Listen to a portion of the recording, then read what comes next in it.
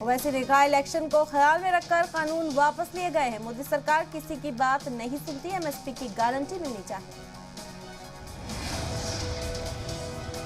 ओवैसी ने मरकजी सरकार से की सीए वापस लेने की मांग। कहा, यह कानून धर्म की बुनियाद पर बनाया गया, जरा कानून की वापसी सरकार के लिए सवाल। गंगा की सफाई को लेकर नेशनल ग्रीन ट्रिब्यूनल ने सख्त टिप्पणियां की। पिछले 36 साल में गंगा मैली की मैली, तय हो जवाब दे।